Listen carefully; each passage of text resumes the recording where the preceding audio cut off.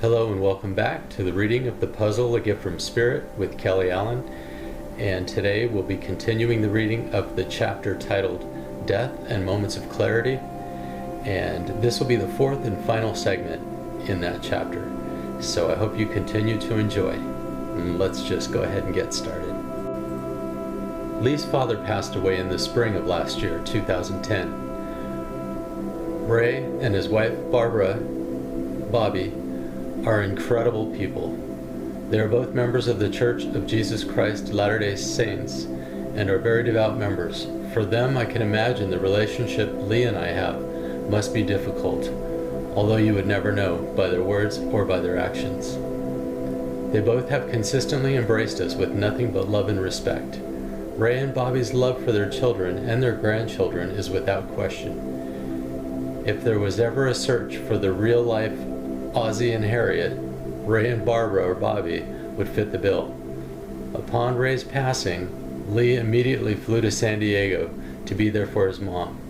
I followed shortly after to be present for the memorial service, but had loose ends to tie up at home before I could head out. While at home the evening after Ray's passing, I became overwhelmed with the realization that he was gone. Lee's parents had become a second set of parents to me, and I began to be flooded with thoughts and emotions about Ray. I decided to write down my thoughts. I was honored when Lee's sister Deborah, after having reviewing them, asked that copies be made for the service. The following is that writing. I called him Ray. When trying to decide on the adjectives to use to describe Ray, so many come to mind, including pride, dignity, love, and integrity. Ray was a proud man, but not in the puffed-up sense of the word. He carried with him a pride that comes with knowing he leaves this world a better place. You would never hear Ray boast of his accomplishments. On the contrary, his sense of accomplishment never outweighed his humility. In the more than 20 years I've known him, and since the day he spoke the words, "You can call me Ray," I've seen Ray and Bobby make sacrifices to support the dreams of their children, Deborah and Lee, and I've seen them make sacrifices in order to give to others. Ray and Bobby have shared an incredible life together as pillars of truth, love, and understanding. I've rarely met an individual who possessed the qualities Ray did in demonstrating love. Ray's family and friends could not help but feel the kindness, caring, compassion, and love that filled Ray's heart and life. He truly lived a life that satisfied all the law and commandments, and that he loved his Heavenly Father with all of his heart, soul, strength, and mind, and he loved his neighbor as he loved himself. As a man of integrity, Ray's honesty and steadfastness in his beliefs and convictions were unfaltering and unshakable. He always treated others as he would have them treat him, and he was never to be heard speaking ill of another. Few people take to heart the mission to live a Christ-like life to the extent that Ray did. There are so many additional words I could elaborate on to describe Ray. Galatians sums them up well. In Galatians chapter 5, we find the fruit of the Spirit listed as love, joy, peace, patience, kindness, goodness, faithfulness, gentleness, and self-control. Ray's tree was not found wanting of any of these. The scriptures say that often a prophet is without honor in his hometown and in his own house. Ray, you are not without honor in your house. Thank you for allowing me to become an extended family member. Thanks for all you've taught me, and most of all, thanks for your love. I'll see you in heaven, Ray. Until then, you will be missed. Kelly. Ray taught me many things by example. However, the most important lesson I learned from him was that no matter what your belief, no matter what your religion, and no matter what your particular political party, love reigns above all. He demonstrated this to Lee and I through the love and acceptance he consistently showed us in his words and in his deeds. If he believed our relationship was not compatible with his faith, he didn't show it, but rather chose to demonstrate the highest qualities of spirit toward us.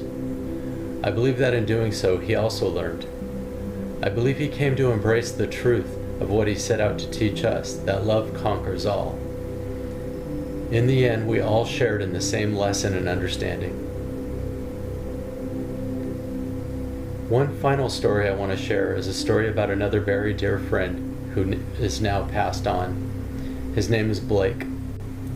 Blake was the goofy friend that could and would make everyone laugh.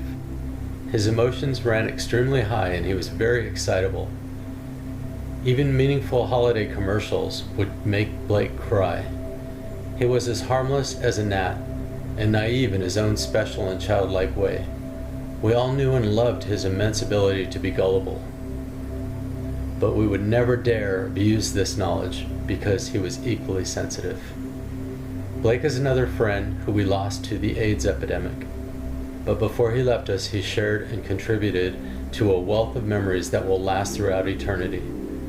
One such occasion was a time when Blake came to visit us in San Diego. We were still living there at the time. After being diagnosed with AIDS, he had moved to Missouri to be near his parents, and had been living there for a year or so. When Blake initially called, he requested that I gather the troops and bring them together for a party. There was a condition, though. He wanted it to be a surprise. I assured them that I would maintain my vow of secrecy regarding his visit, and would arrange the gathering for the big surprise of his visit. One of the many things I love about Blake, he was never shy about celebrating himself. We can all learn from this. Upon further considering Blake's visit, and with an understanding that the possibility existed that it could be the last visit he would be able to make, I wanted to come up with something special to celebrate friendship. I wanted to come up with something that would celebrate our friendship with Blake and the friendship each of us in our gang of close friends share with one another. I knew this would help excite Blake too and reinforce the importance of his visit. So I came up with an idea to honor the idea and magic of friendship. As a symbol of the magic of friendship, I found an artist that makes custom magic wands out of wood. Each is unique and original, just like each of us. I purchased and individually wrapped the wands so that each friend attending the gathering could randomly select a package which would be their unique wand to keep as a reminder and representation of our group's bond of friendship. Of course, I had to let Blake in on the surprise. I found the poem below, and it proved to be the perfect reading for the occasion. I asked Blake to help me in the sharing of the wrapped wands, and I asked him as our guest of honor to read the poem once we had all opened our wands. Needless to say, Blake became emotional as he read the poem, as I believe almost every one of us did, including myself. We all became choked up and teary-eyed. The following is the poem Blake read. Friendship. The dictionary says, friend, noun. A person whom one knows, likes, and trusts. A person with whom one is allied in a struggle or cause, comrade. One who supports, sympathizes with, or patronizes a group. An acquaintance. The dictionary makes one small omission, though. It doesn't speak of the years that a friendship endures, the laughter that fills the air when friends are together, the support, understanding, and comfort a friend can offer, or the anguish you cannot escape from when a friend is dying. The dictionary, I'm afraid, cannot begin to define the word friend. So then what is this magic called friendship? Is it a magic wand that silently transforms you and those special people on a journey into what sometimes can be a lifelong relationship? Is it mutual admiration, common interests, the need to be a friend? Or is it just an enduring tie that bonds you together, allows you to almost think as one, and gives you one of life's greatest joys? Friendships are precious jewels. Treat them as such.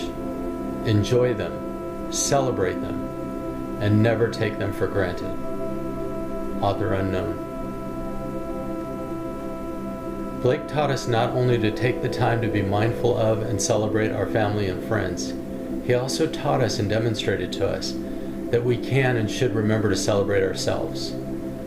As timid and sensitive as he was, Blake was never shy about standing up for himself, nor was he ever afraid to be true to himself. His unbelievable courage was matched by his dignity, a dignity he maintained until the AIDS virus finally took him from us. I remain thankful for the positive impact Blake had on my soul and the imprint he left on my life.